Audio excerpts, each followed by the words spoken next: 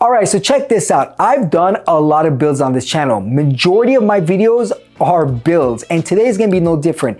ASUS sent over their Prime lineup case. This is the ASUS Prime AP201 chassis. I did opt out for the white version. They do have the black one as well. If you're looking to do a dark build, a stealthier look, then they have that available for purchase. But the number one thing that stood out to me when I received this case is the mesh panels. You got mesh panels at the top, at the front, at the side. And I think if you're somebody who's looking to do something different, then this is gonna appeal to you a lot more than a tempered glass panel case would. Don't get me wrong, I have tempered glass panel cases. I love them, but I think again, this has a different character and a different look and a feel. So as far as motherboard goes, you can put a mini ITX, you can put a micro ATX. ASUS gives you options and components. You can see what I got in front of me. A lot of high-end components are gonna be going inside this case, and we're gonna briefly talk about what's gonna be packing inside this computer. Starting off with the motherboard, we got a B650M Aorus Elite AX from Gigabyte AM5 platform. We're gonna pair that up with the 7900X3D. We're gonna be using a 4080 GPU. This is the Supreme X from MSI. Power supply, we got an 80 plus gold rated fully modular power supply from MSI. This is the MPG AB50G. ATX 3.0 compliant, folks. Yeah. This is a first for me. As far as the AIO goes, we got a 360mm AIO from Deepcool. This is the LT720. And I gotta say, I love that holographic look on the CPU block. I think that looks pretty dope. As far as the storage goes, we got a Samsung 980 Pro, 2TB NVMe drive. And for memory, a Corsair Vengeance DDR5 32GB memory kit. And I think that's gonna fit everything just perfectly. So what's left now is to review the case by building in it. So let's start this build.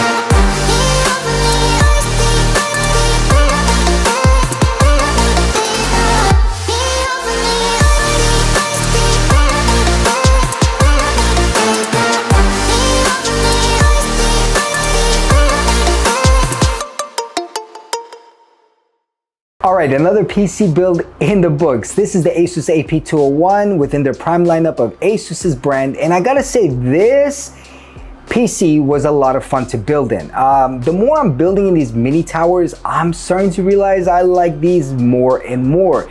Now Asus did it very differently with this AP201 because it's all mesh panels all around the PC. So if you're looking for that pixelated look when you got the PC on and the RGB lights glowing, well, this could be it. And also, if you're also looking for a minimalistic look, something that has a different design, this is gonna check that box for you. Now, some things to keep in mind is your graphics card length shouldn't be more than 338 millimeters, and your PSU length shouldn't be more than 150 millimeters.